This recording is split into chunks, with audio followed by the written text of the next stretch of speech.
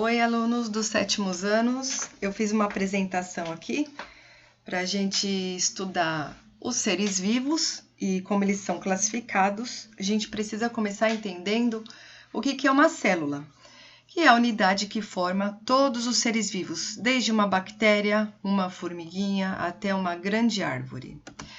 A célula é a unidade básica, funcional e estrutural de todos os seres vivos, e ela tem três partes principais. A membrana plasmática, que é uma película que envolve a célula e permite a entrada e saída de substâncias nela.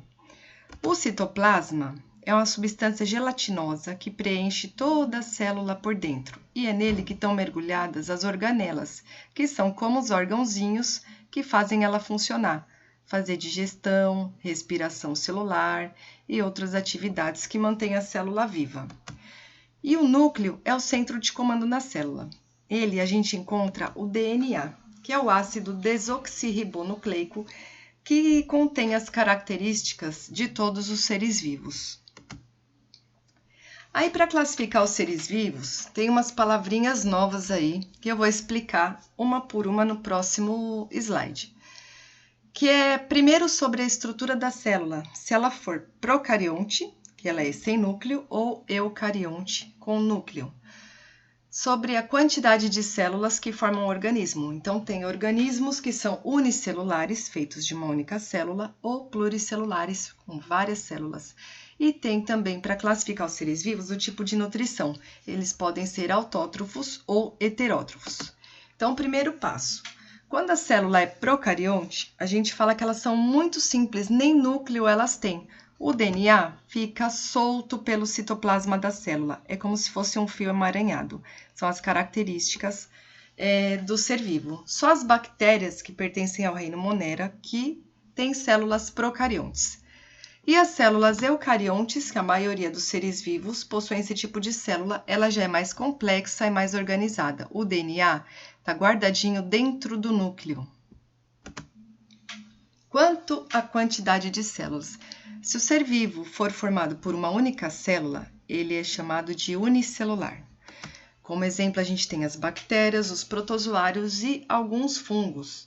E se o organismo for pluricelular, quer dizer que ele é formado por várias células, como, por exemplo, os vegetais, os animais e alguns fungos, como o cogumelo e as orelhas de pau. Quanto à nutrição, quando a gente chama um ser vivo de autótrofo, isso quer dizer que ele é capaz de produzir o próprio alimento através da fotossíntese. Os vegetais e as algas que vivem na água são exemplos de seres vivos autótrofos. Eu vou explicar já para vocês como é que é feita a fotossíntese. Agora, os seres vivos que não são capazes de produzir seu próprio alimento são chamados de heterótrofos, como os animais, os fungos, as bactérias e os protozoários. Eles precisam retirar o seu alimento do ambiente. Agora, vamos mergulhar um pouquinho aqui na fotossíntese. Como é que ela acontece? Como é que as plantas fazem? Elas precisam da luz do sol para ativar uma reação química. E aí elas vão precisar de água e também de gás carbônico. Utilizando essas substâncias, água e gás carbônico, elas vão fabricar o alimento delas, que é a glicose, e vão liberar no ar o gás oxigênio. Isso, a princípio, parece até um passe de mágica, né? A planta transforma uma coisa em outra coisa assim.